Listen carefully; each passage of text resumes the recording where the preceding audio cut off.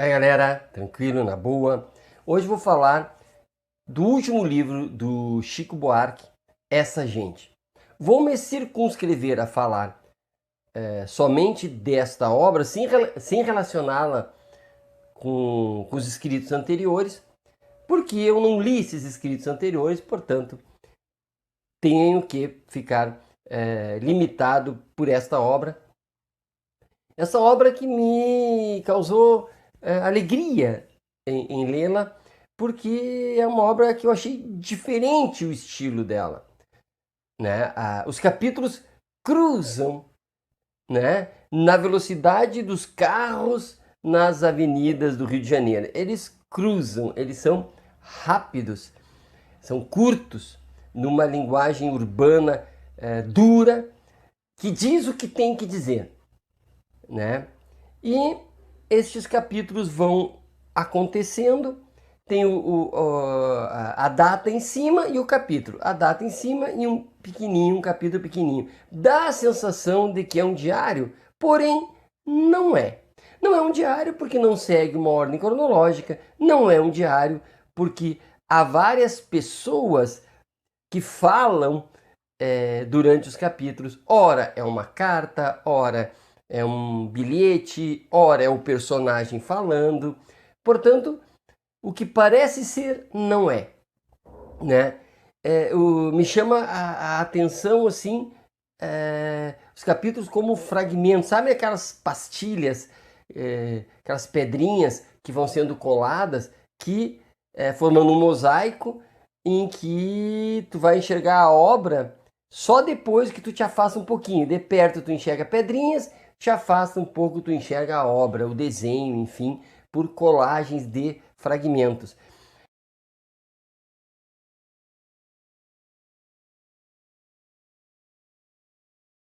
Ora vão para um ano à frente, ora volta um pouco, né? Ocorre entre 2016 e 2019, portanto, ocorre na efervescência política do nosso país. Entretanto, tu não encontras nos parágrafos algum ponto de vista ideológico explícito.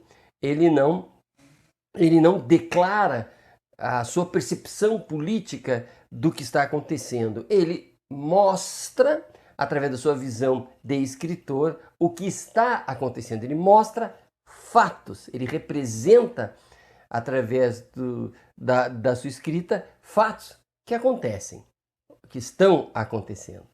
Pois então, o personagem, ele é o Duarte, ele é um personagem que representa um escritor que não escreve mais, está numa crise, está com problemas financeiros, precisa sobreviver e, portanto, está naquela fase de procurar recursos. Fala com o seu editor, né? Conversa com um amigo que teria condições financeiras de ajudá-lo, né? Procurando condições para, inclusive, se manter no seu apartamento que está com os aluguéis atrasados. Detalhe, um apartamento chique, numa região chique, nobre, um apartamento caro, né? E que ele não tem condições de manter, mas quer se manter lá. Ele tem duas ex-esposas, né? Com uma delas tem uma criança que sofre bullying, né?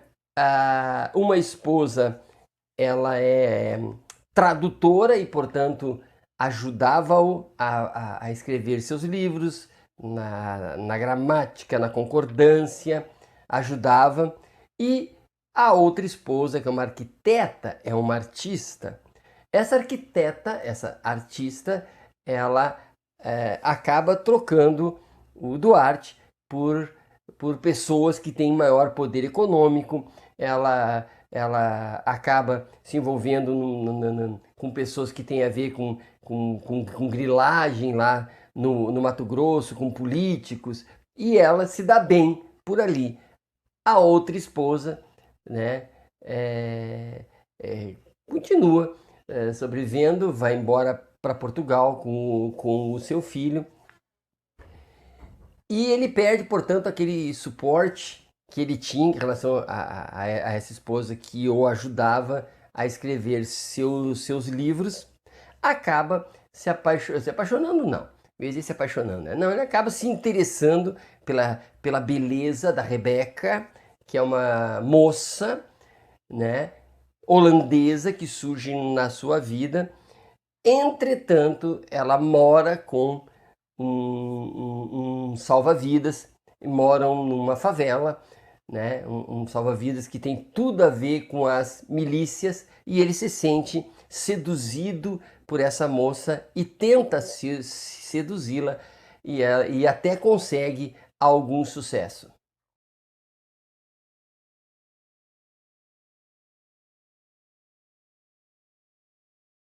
Como eu estava dizendo, ele não fala diretamente de uma percepção política dos fatos, mas ele apresenta o Duarte, um cidadão burguês, um cidadão criado por uma família classe média alta. O pai dele se matou, né, um alto funcionário público, né, e ele tinha uma vida abastada e, portanto, tinha acesso aos valores comuns, né, de uma classe média alta, aqueles valores tradicionais, né, e são valores que são demonstrados nas várias situações em que o Duarte passa, né? E o Duarte é um sujeito que ele não demonstra empatia, ele passa pelas circunstâncias, né? Observa, faz um que outro comentário, mas ele não se envolve. Um dos exemplos clássicos dessa moralidade que ele aprendeu e que ele vê acontecer é o momento em que ele está no country club falando sobre seus problemas financeiros com um amigo generoso, gentil, conversa com ele, agradável, aquela pessoa, aquele cidadão de bem, tranquilo, né? E ao sair com o carro, conduzindo o Duarte, né? O motorista, o amigo, esse cidadão boa gente, vê um mendigo junto ao muro do clube, desce do carro e bate no mendigo, chuta o mendigo, entra no carro e vai embora. Duarte percebe, vê, né? Percebe a existência daquilo, faz um que outro comentário, segue a vida. Ora, né? Isso são coisas que acontecem, né? Então, outra situação em que esses valores eles são demonstrados, né? É a situação da esposa que acaba deixando para ter um sujeito, um sujeito que ele chama de velho, né? Um sujeito, sei lá, que idade tem, não fala, né? Mas que é aquinhoado financeiramente. Entretanto, a esposa mantém um relacionamento com este segundo, sei lá, essa segunda pessoa, né? E também mantém com o ex-marido, também mantém com o Duarte. Ou seja, essa moralidade é uma moralidade estranha, porque ele convive muito bem em um triângulo amoroso. E, inclusive, se ele puder, ele volta para a primeira esposa. Então, ali tem situações, né, que se apresentam como naturais. E, de fato, são. Entretanto, para a moralidade, né, que nós ouvimos falar o tempo todo, isso choca. Tem a situação também bastante interessante em que a esposa artista, né, recebe uma encomenda, e essa encomenda eles abrem uma estátua de um homem dourado, né? E imediatamente essa esposa, à época casado, né, abre o invólucro, expõe a estátua e coloca na estátua dourada uma faixa de presidente da República. E aí ele não fala, mas fica evidente o mito, a mitificação, o endeusamento de uma figura, né, como sei lá, alguém fora do normal, divinizado, enfim. E aí tu coloca essa pessoa que comprou essa estátua na situação de alguém que, ao se separar, vai ter casos amorosos, vai se envolver com outras pessoas por questões de dinheiro. Essa mesma pessoa diviniza, né, essa estátua como representante de valores acima da média. Apesar de que o autor não diz que valores são esses. E aí que está o interessante da obra, que é os fatos, mas ele não filosofa. Ele diz, tem lá, colocou a faixa, deixou lá, eu não gostei, mas ficou lá. Né? Então vai de capítulo em capítulo, ele vai demonstrando o que está acontecendo sem fazer divagações. O filho dele provavelmente é uma criança, provavelmente com alguma disfunção neurológica, algum distúrbio comportamental, ele tem dificuldades de relacionamento e sofre bullying, né, na sua escola. Que escola é essa? Né? É uma escola de classe média alta, né? E ele sofre bullying por quê? Porque os colegas dizem que ele é filho de comunista, o que nada indica, nenhum comportamento indica que sejam socialistas ou coisa parecida, o Duarte ou a mãe da criança. Eles vão até a escola e a coordenadora diz, né? Não, mas aqui nós defendemos a liberdade de expressão, não podemos falar nada. Né? Vamos deixar assim como está, e ela retira a criança da escola. Então, percebam a quantidade de informações que tem ali sem nenhum comentário. Não diz, olha como isso é ruim, como isso é bom. Não fala.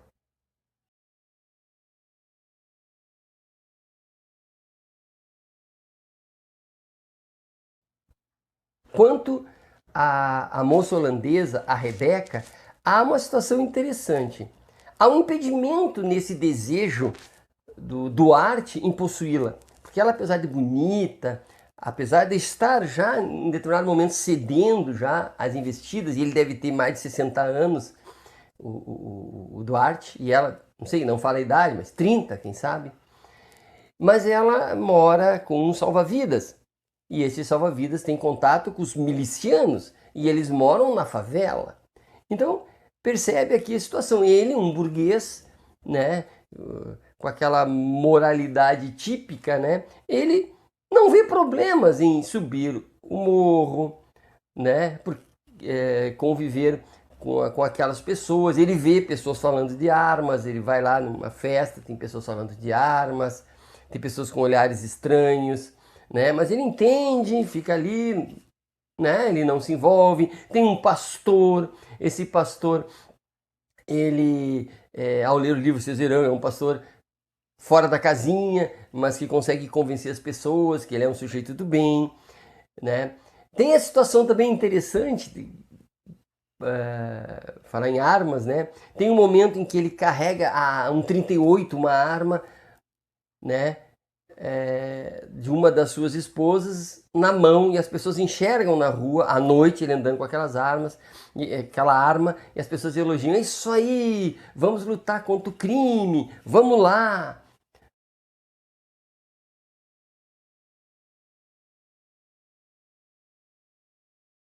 Então percebam as situações que ele coloca para a reflexão do leitor. Por que eu digo reflexão do leitor? Porque ele não diz se é feio ou se é bonito, até porque o Duarte não diz isso. Né? O Duarte não se posiciona. Né? O Duarte é um escritor que precisa escrever, precisa de recursos, quer manter o seu status, apesar de ele não fazer comentários sobre a manutenção do seu status, do seu apartamento. Ele simplesmente está ali, precisa sobreviver, e ele nos apresenta todas essas situações, e o leitor é que vai interpretar. Gostei do livro porque a interpretação ficou na mão do leitor. Gostei do livro porque ele é rápido, porque ele tem movimento até nas palavras, porque ele é um mosaico, tu tem que se afastar um pouquinho, tu vem, se aproxima, lê aquele capítulo, aí tu tem que lembrar dos outros capítulos para poder contextualizar, e tu vê que é um livro que aponta para a hipocrisia, aponta para a mitificação da vida, aponta para a vida que eu vivo, que nós vivemos, e aponta para valores e desvalores que convivem perfeitamente desde que as aparências sejam mantidas, né? Então, indico esse livro, quem puder, quiser, é interessante, né? E, enfim, às vezes até nos toca, no sentido de que nós passamos a refletir se nós não somos hipócritas tanto quanto os personagens do livro. Abraço, até a próxima.